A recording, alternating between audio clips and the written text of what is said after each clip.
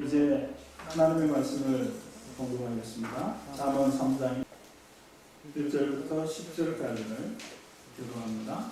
내 아들아, 나의 법을 잊어버리지 말고 내 마음으로 나의 명령을 지키라. 그리하면 그것이 내가 창조하여 만민을 위하며 평강을 더하게 하리라. 인자와 진리가 내게서 떠나지 말게 하고 그것을 내 목에 매며 내 마음판에 새기라.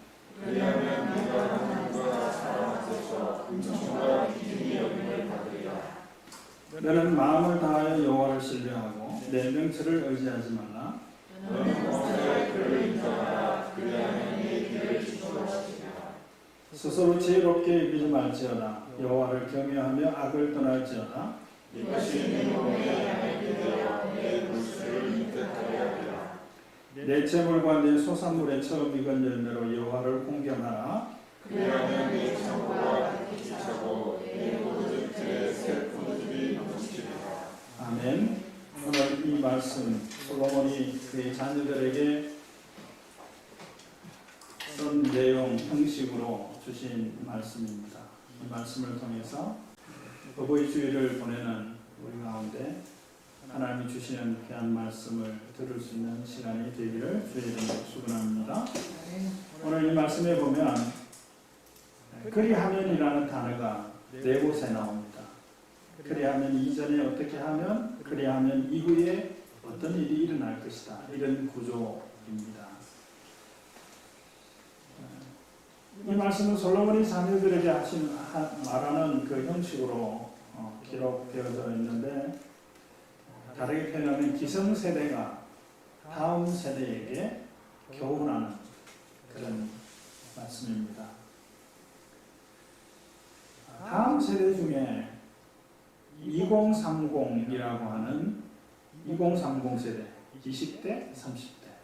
최근에 보니까 새로운 용어가 등장했더라고요. 1980년부터 2000년 초까지 출생한 세대를 밀레니얼 세대라고 이렇게 불리워졌죠. 근데 10년 이후인 1990년부터 2000년 초에 태어난 그 청년들을 Z세대라고 부른다고 그래요. 그래서 그 밀레니엄의 M, Z, 그래서 MZ세대라는 용어가 등장을 했고, MZ세대, 2030 세대의 역할에 대해서 이야기하면서 2030 세대를 향한 마케팅도 아주 활발하게 되어져 있다고 합니다. 이때의 특징은 기성세대는 소유라고 하는 단어가 어울린다면 MZ세대는 공유라는 단어가 어울린다 그럽니다. 소유하는 것보다 공유하는 것. 또 전문가들이 하는 이야기는 아니지만 연장선상에서 제가 생각하기는 모으는 것보다 쓰는 것. 부모와 자녀 사이에 신뢰관계에 금이 가는 시대가 있다고 하면 아마 이 2030 시대, MZ 시대를 들어서는 시점이 아닐까 이런 생각을 해보게 됩니다. 사춘기일 수도 있고요.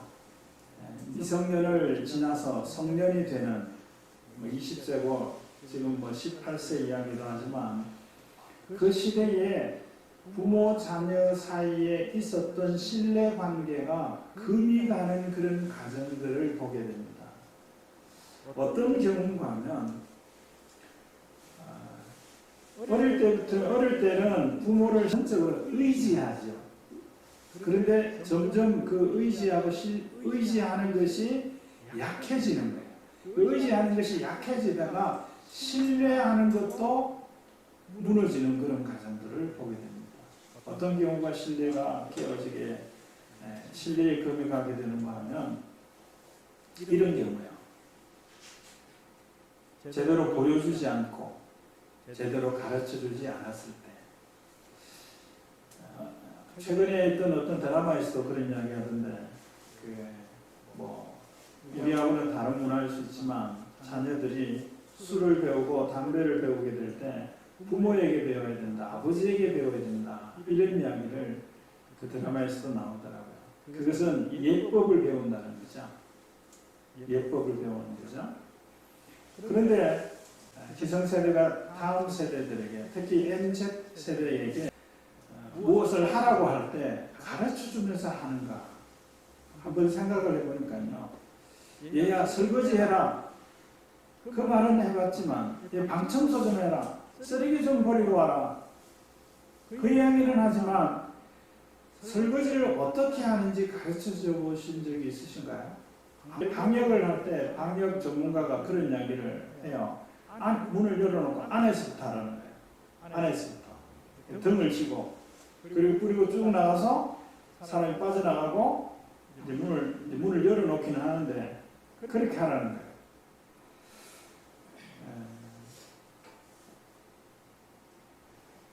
보여주지 않고 가르쳐주지 않아서 당황스러워질 때 신뢰가 깨어지고 신뢰의 금이 가기 시작하는 거예요. 그리고 2030 시대에 들어서는 그 처음이 보통 고등학교를 졸업하고 대학 가서 대학 문화에 접할 때 대학에 들어가면 배우는 책도 접하는 책도 다양하고 다가오는 사람들도 다양하거든요. 도를 아십니까? 그러면서 다가오는 사람이 있는가 하면 뭐 성경 공부하자 그러면서 다가오는 사람이 있는가 하면 다양한 사람들이 다른 생각을 가지고 다가오는 그런 일들이 많거든요. 그런데 그래 하다가 어떤 경우에 보면 별천지 같은 것을 느끼는 거야. 별천지.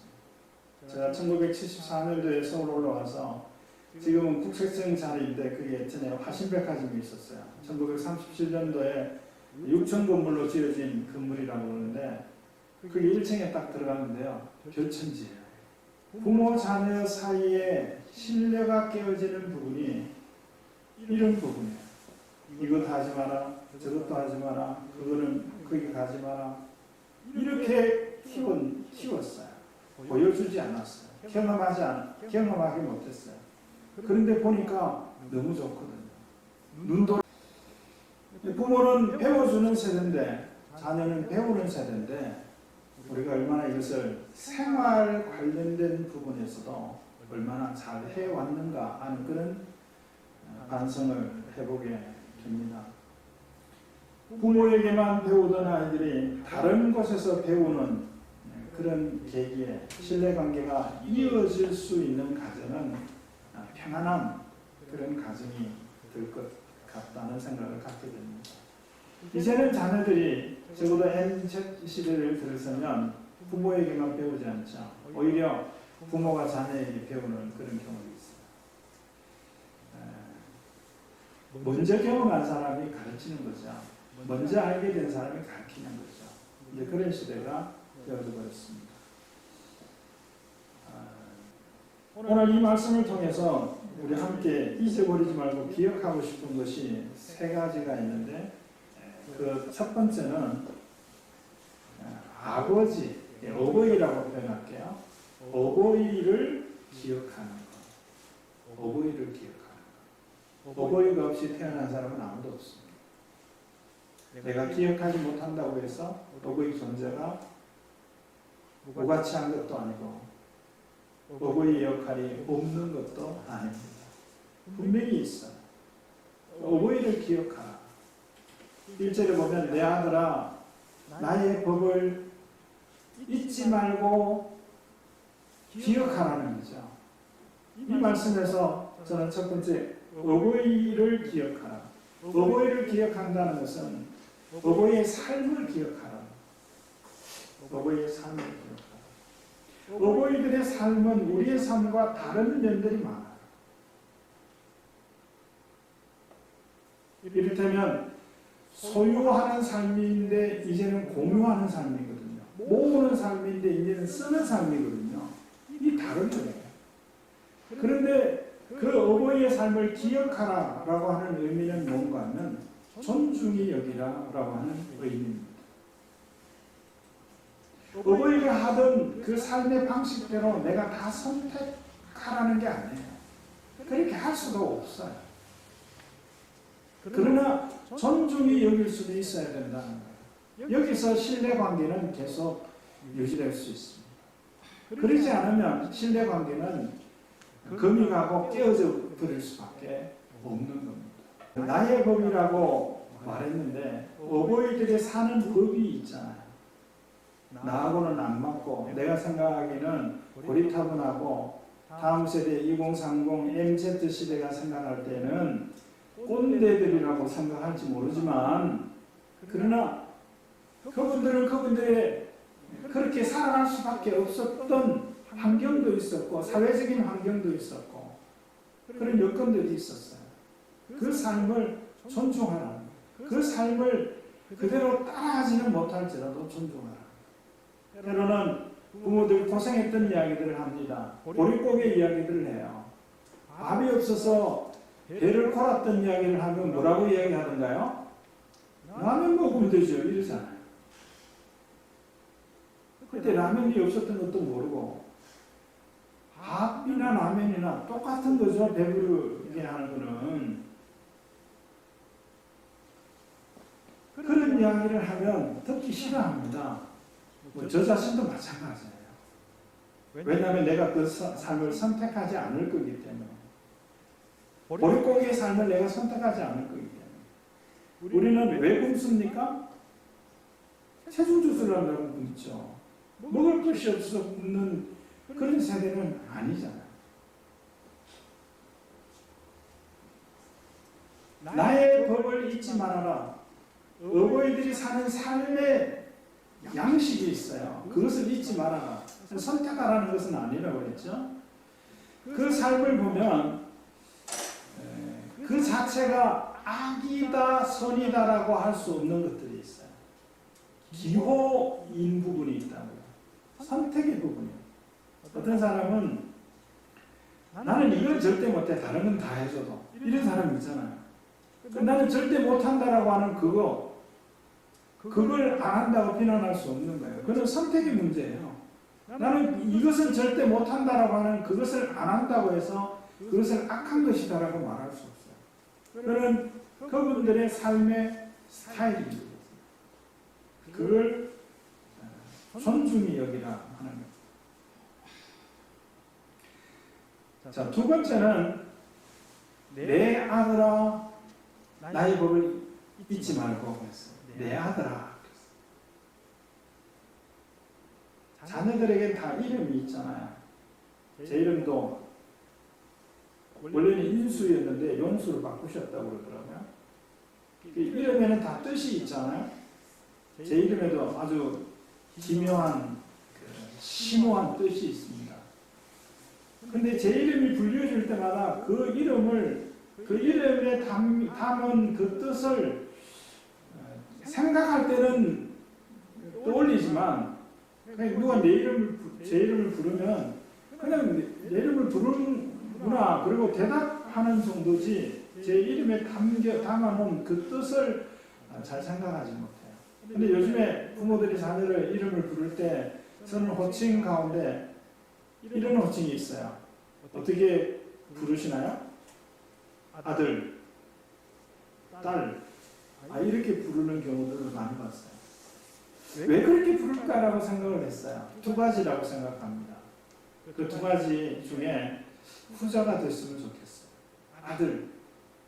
아들 노릇 좀 해. 이런 의미로. 또 다른 경우 딸이라고 부릅니다. 딸 노릇을 할 때 그렇게 부릅니다. 여러분 후자의 경우가 되기를 바랍니다. 아들이라고 나를 보고 아들이라고 부릅니다. 나를 보고 딸이라고 부릅니다. 그러면 금방 생각이 들지 않나요? 내가 아들이구나. 내가 딸이구나. 또 이 의미가 무엇일까요? 내 아들아, 솔로몬이 그의 아이들에게 내 아들아라고 부를 때 내 아들입니다. 그냥 아들도 아니고 딸도 아니고 my son, my daughter 그랬어요. 나의 아들, 나의 딸 그럽니다. 무엇을 의미합니까? 나의 소중한 자. 그 뜻 아닙니까? 부모님이 나를 내 이름도 있지만 나를 아들이라고 내 아들이라고 부르고 내 딸이라고 불렀다는 것을 기억하면 힘들고 어렵고 외롭고 견디기 어려운 그런 상황 속에 나를 아들로 부르는 분이 계시지, 나를 딸로 부르는 분이 계시지. 이 생각을 할 수만 있으면 적어도 극단적인 선택은 하지 않을 것 같다는 생각을 갖게 됩니다. 뭡니까?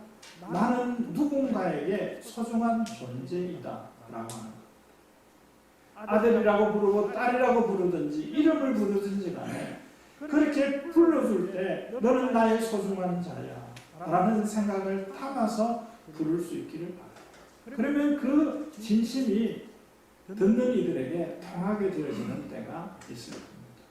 내 아들아, 나는 아들이다라고, 나는 딸이다라고 하는 생각, 나는 누군가에게 소중한 존재이다라고 하는 이 생각, 이걸 가질 수 있어야 합니다. 이것을 잊지 말고 기억해야 합니다. 더 나아가서 이 아들이라고 하는 의미는 피조물이라고 하는 의미도 되죠. 창조주 하나님께서 너는 내 아들이다, 내가 오늘 너를 낳았다, 이 말은 피조물이라는 거죠. 내가 너를 만들었다, 너를 회복했다. 피조물은 하나님이 정해준 삶의 범주 안에서 살아야 되는 존재예요. 하나님처럼 된다라고 하는 의미를 이렇게 기억하시면 좋습니다. 내 삶의 방식을 내가 정하는 거예요. 그게 하나님처럼 되는 거예요. 내 삶의 방식을 내가 어떻게 살 거냐, 내가 가진 재능, 내가 가지고 있는 재화, 이것을 내가 가지고 있는 시간, 이것을 어떻게 사용할 것이냐, 이것은 내가 결정하는 건 맞죠. 다른 사람이 결정해 줘서는 안 돼요. 적어도 MZ 시대라고 하면 내가 그것을 결정해야 돼요. 그런데 사람과의 관계 말고 하나님과의 관계에서는 또 이야기가 달라집니다. 하와와 아담이 선악과를 따먹은 이유는 하나님처럼이에요. 그 하나님처럼이 뭐냐면 내 삶을 내가 주관하는 거. 그게 하나님처럼이거든요. 하나님은 그것을 피조물에게 허락하지 않으셨어요. 하나님은 창조주로 사람을 창조하신 것이 아닙니다. 그러므로 피조물인 것을 알아야 돼요. 하나님께서 정해주신 범위가 있어요. 여기까지만 가라, 이까지만 해라. 그러면 행복한 겁니다. 지금 시대는 세계의 트렌드가 이 경계를 넘어서려고 해요. 이 경계를 넘어서면 반드시 코로나19 같은 이런 일들이 계속 반복됩니다.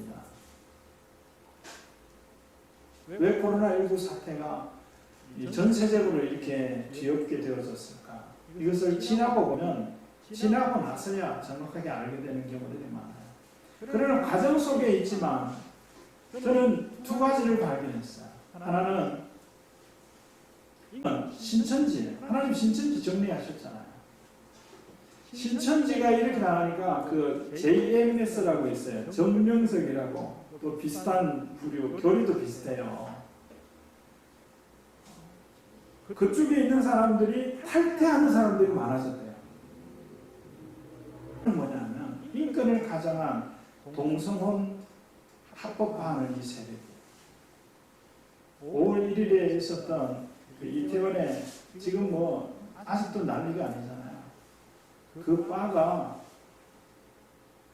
게이바라고 하는 게 언론에 잘 안 나타나대요. 그 뉴스를 딱 듣고 나서 하나님이 이것도 정리하시는구나. 왜 종식이 안 될까? 치료제가 왜 안 나올까? 뭐 아직 정리하실 것이 있겠구나. 이런 생각을 했어요. 우리가 스스로 정리하지 않으면 다른 사람에 의해서 타에 의해서 정리되어지면 출혈이 심합니다. 하나님께서 정리하시면 감당할 수 없어요. 한국교회가 정리해야 합니다. 그동안에 어떤 잘못된 길로 갔었는가라고 하는 것을 되돌아보면서 바른 길로 들어서는 일들을 해야 돼요. 총선이 끝나고 나서 우려하는 부분이 뭔가 하면 인권위원장이 2월 달인가 3월 달에 9월 달에 동성혼 합법화 차별금지법 국회에 통과시키겠다고 선포를 해놓은 상태예요.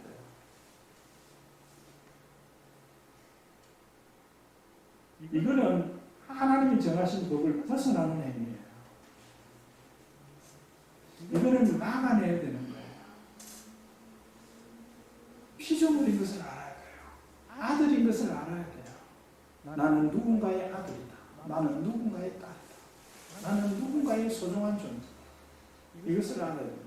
자, 세 번째로 우리가 기억할 것은 여기 1절에 내 아들아 나의 법을 잊지 말고 그랬는데 이 나의 법이 뭐냐면 조금 전에 말씀드렸던 내가 생각하고 내가 살려고 기준 삼은 거 내 삶의 스타일 이것에 머무는 것이 아니라 다시 말씀드려서 내가 정한 법, 내가 정한 규칙 그게 아니라 다른 성경에는 뭐라고 표현했냐면 내가 가르친 것 그랬거든요. 내가 가르친 것. 솔로몬이 무엇을 가르쳤을까요?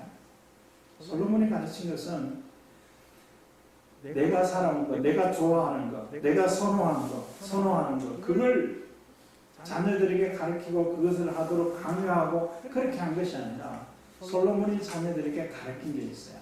그게 뭐냐면 오늘 이 1절과 10절 가운데서 그리하면이라고 하는 단어로 소개하고 있는 내용이에요. 간략하게 보면 1절에 보면 1절이 마지막에 나의 명령을 지키라 그리하면 평안을 더하게 될 거다. 간략하게. 두 번째는 3절과 4절에서 인자를 가져라. 인자를 떠나지 말게 하라 그랬죠. 인자를 가져라 그러면 사람들에게 존중의 여김을 받을 것이다. 이겁니다. 세 번째는 6절의 말씀에 범사의 여호와를 인정하라. 그러면 내 길을 지도하시리라. 네 번째는 9절입니다. 내 소산물의 처음 익은 열매로 여호와를 공경하라. 그러면 네 창고가 넘치게 될 것이다. 내 길을 지도하라. 평강을 주신다. 또 존중의 여김을 받는다. 그거보다 아마 창고가 넘친다. 통장이 넘친다. 이런 일이 있을 수 있을까요? 창고가 넘친다. 통장에 잔액이 많아져서 동그라미가 계속 생겨서 한 줄로 다 쓰지 못해서 줄이 넘어간다. 엄청날 것 같아요. 창고가 넘치게 된다. 자, 어떻게 하면 9절이에요. 내 소산물의 처음 익은 열매로 여호와를 공경하며 그랬어요. 자, 여기에 소산물의 처음 익은 열매 이게 뭐냐면 첫 열매거든요. 첫 이삭. 처음 것을 첫 양을 드리고 첫 이삭을 드리고 그렇게 하라고 성경이 많은 말씀을 하고 있죠. 그래서 한국교회가 이것을 적용하는데 아마 누가 그렇게 가르치는 것 같아요. 첫 월급을 타면 첫 소득이니까 첫 월급을 하나님께 드리는 거예요. 그렇게 적용하며 살아가시는 분도 있어요. 다행이다. 나는 첫 월급을 받은 지 오래됐으니까. 그러신 겁니까? 이제 취직하려고 준비하는 5년, 10년 후에 취직하게 되면 저거 안 들은 걸로 할래. 그러실래? 생각 그렇게 하는 것은 은혜요. 하나님의 복 주시는 방법이지만 이 첫 열매를 드린다라고 하는 의미는 우선순위의 문제예요. 첫 열매를 드린다. 자, 첫 열매를 거두었으면 두 번째 열매도 기대할 수 있겠죠. 세 번째 열매도 기대할 수 있고. 첫 이삭을 땄어요. 그러면 그 밭에 논에 다른 이삭들이 많잖아요. 둘째 이삭, 셋째 이삭 계속 있잖아요. 그런데 첫 이삭을 드리라 했어요. 왜 첫 이삭을 드리라고 했을까요? 첫 열매를 드리라고 했을까요? 첫 이삭과 첫 열매가 충실하기 때문에 그럴까요? 그러지 않을 수도 있어요. 근데 왜 첫 열매, 첫 이삭을 드리라고 했을까요? 이 말씀에 보면 언제나 하는 거예요. 우선순위를 두라는 거예요. 여러분 헌금하실 때 어떻게 하시나요? 헌금할 걸 떼어놓아 하시나요? 쓰다가 남으면 여유가 있으면 그걸 헌금하시나요? 어떻게 하는지 많이 모르겠지만 하나님은 떼어놓은 걸 헌금하는 것을 기뻐하셔요. 그게 구별하는 거거든요. 그게 구별하는 거예요. 내 소산물의 처음 익은 열매로 여호와를 공경해라. 컨디션이 좋을 때나 나쁠 때나 여호와를 공경하는 일은 늘 해야 된다는 거예요. 누가 도와주든지 방해하든지 여호와를 공경하는 일들을 해야 한다는 것입니다. 이 의미가 여기 담겨져 있어요. 그냥 첫 월급 이런 의미가 아니에요. 모든 상황 속에서 우선순위를 두고 여호와를 공경하라. 자, 그런데 여호와 그러면 주로 어떤 단어가 잇따라옵니까? 여호와를 뭐하라? 경외하라. 근데 공경하라 그랬거든요. 경외하라는 말은 두려워한다는 그런 의미가 있어요. 어려워한다는 의미가 있어요. 근데 공경하라 그랬습니다. 공경하라는 말이 에베소서에도 나와요. 물론 출애굽기 그 10계명에도 나오지만 누구에게 공경하라? 아까 읽었잖아요. 부모를 공경하라. 근데 부모를 주 안에서 공경하라 그래갖고 주 밖에 있는 부모는 공경 안 해도 된다. 이렇게 해석하기도 하는데 주 밖에라는 것은 교회 가지 말라 그러는 거는 공경 안 해도 된다. 또 이렇게 이제 적용하기도 해요. 그러나 그런 적용들은 좋은 적용이 아니에요. 물론 교회 가지 말라는 부모의 말을 들어라 이런 의미가 아니라 아까 두 번째 살펴봤던 어버이를 기억하고 어버이의 삶을 기억하라는 것은 그 삶을 존중히 여기라고 그랬죠. 자, 여호와를 공경하라고 그랬어요. 여호와를 공경하거나 여호와를 경외하는 데 있어서 이견을 단 사람 있나요? 왜요? 여호와는 완전하신 분이기 때문에. 흠이 없으신 분이기 때문에. 틈이 없으신 분이기 때문에. 근데 똑같은 단어를 부모에게도 사용했어요. 내 부모를 공경하라. 부모는 어떠세요? 부모는 불완전한 부분도 있어요. 부족한 부분도 있어요.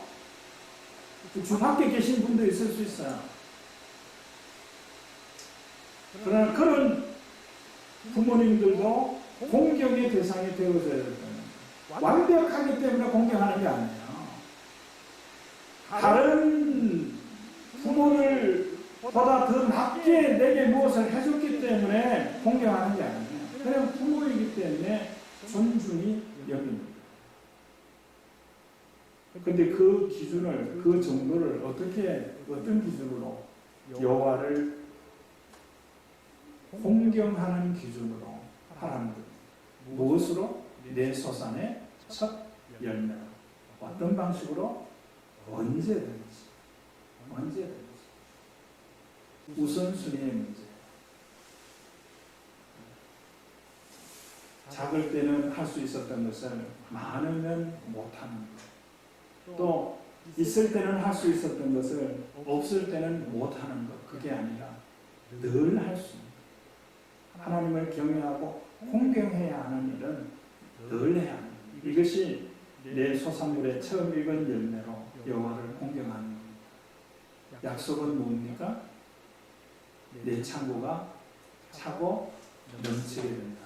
라는 약속의 말씀입니다. 이 약속의 말씀이 마음에 와닿으시면 아멘으로 받아 붙잡으십시오. 그러면 창고가 넘치는 역사, 채워지고 넘치는 역사가 일어나게 될 줄로 믿습니다. 기도하겠습니다. 하나님 아버지, 솔로몬이 자녀들에게 말하는 형식으로 주신 이 말씀을 우리가 함께 기억합니다. 하나님, 우리가 어버이들을 잊지 않고 살아가게 하시고 그 삶을 존중히 여길 수 있게 하여 주시고 내가 누군가의 소중한 아들이요 딸인 것을 늘 기억할 수 있게 하시고 피조물 된 자인 것을 알 수 있게 하옵소서. 무엇보다도 하나님을 공경하되 처음 익은 열매로 여호와를 공경하듯이 늘 하나님을 공경하는 삶을 살아갈 수 있게 하여 주시옵소서. 예수님의 이름으로 기도드립니다. 아멘. 하나님 아버지, 예배하며 준비한 예물 드린 손길들마다 주님 필요한 은혜들로 채워 주시옵시고 몸의 건강을 주시며 물질의 부족함이 없도록 늘 채워주시는 복을 허락하여 주시옵소서. 지금은 부활이요 생명이신 우리 구주 예수 그리스도의 은혜와 하나님 아버지의 다함이 없는 사랑하심과 성령님의 감동, 감화, 교통, 충만하심이 주신 말씀을 마음에 담고 늘 주를 기억하고 주의 말씀을 잊지 않고 살아가는 성도들 가운데 이제로 영원히 함께 계실지어다. 아멘.